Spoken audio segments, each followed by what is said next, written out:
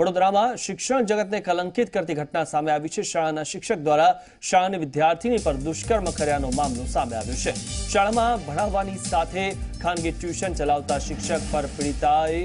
દુષ્કર્મ કર્યાનો આરોપ લગાવ્યો છે અને પોલીસ સ્ટેશનમાં આ બાબતની ફરિયાદ નોંધાવી છે। તો ગત 1 વર્ષથી શિક્ષક દુષ્કર્મ આચર્યાનો આરોપ લગાડવામાં આવ્યો અને પીડિતાનો વિડીયો બનાવી બ્લેકમેલ કરવાનો આરોપ પણ શિક્ષક પર લગાવવામાં આવ્યો છે। જે રીતે શિક્ષણ જગતને બદનામ કરતો આ કિસ્સો જે સામે આવ્યો છે વડોદરાનો, 1 વર્ષથી જે રીતે આ શિક્ષક વિડીયો બનાવીને બ્લેકમેલ કરતો હતો વિદ્યાર્થીને અને શિક્ષણ જગતને કલંકિત કરતી જે ઘટના છે તે વડોદરાથી સામે આવી છે। શાળાના શિક્ષક દ્વારા શાળાની વિદ્યાર્થીની પર દુષ્કર્મ કર્યાનો મામલો સામે આવ્યો છે અને દુષ્કર્મ કરવાની સાથે તેનો વિડીયો બનાવીને 1 વર્ષ સુધી તેને બ્લેકમેલ પણ કરી હતી।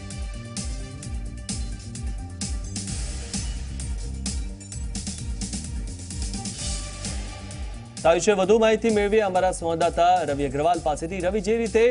આ શિક્ષણ જગતને કલંકિત કરતો આ જે કિસ્સો સામે આવ્યો છે, 1 વર્ષથી જે રીતે શિક્ષક બળાત્કાર ગુજારી રહ્યો હતો વિદ્યાર્થીની પર, શું વધુ માહિતી?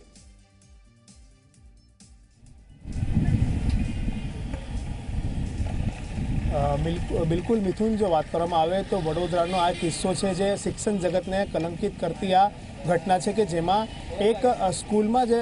શિક્ષક છે તે સ્કૂલના શિક્ષક પોતે ખાનગી ટ્યુશન ક્લાસ પણ ચલાવતા હતા અને ટ્યુશન ક્લાસ ચલાવવાની સાથે જ તેમને એક ધોરણ 12માં ભણતી જે વિદ્યાર્થીની છે તે વિદ્યાર્થીને સતત 1 વર્ષ સુધી તેની સાથે દુષ્કર્મ કર્યું હતું અને તેના કારણે આજે વિદ્યાર્થીની સહિત તેનો આખો જે પરિવાર છે, તેનું જે ફ્રેન્ડ સર્કલ છે તે અત્યારે માંજલપુર પોલીસ સ્ટેશન ખાતે ફરિયાદ નોંધવા માટે પહોંચ્યું છે। અત્યારે આપ જોઈ રહ્યા છો કે જે પ્રમાણે આખો આ મામલો છે કે માંજલપુર પોલીસને પૂછ્યો છે, તેમાં જે માહિતી મળી છે તે મુજબ કે જે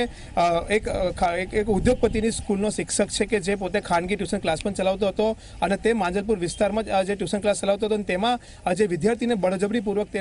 તેની સાથે એક દુષ્કર્મ કર્યું હતું અને ત્યાર પછી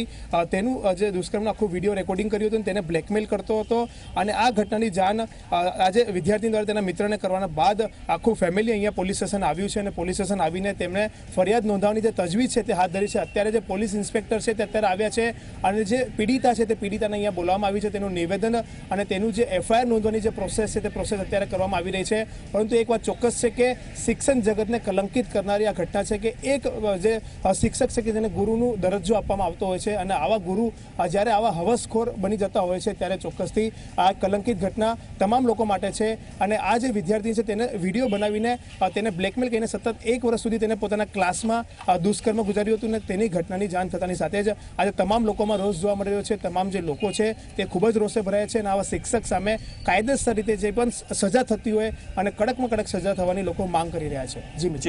જી, એક પ્રશ્ન એ પણ થાય કે શિક્ષકની ધરપકડ થઈ ગઈ છે અને જો 1 વર્ષથી આ રીતે દુષ્કર્મ ગુજારતો હતો તો 1 વર્ષ બાદ કેમ ફરિયાદ કરી?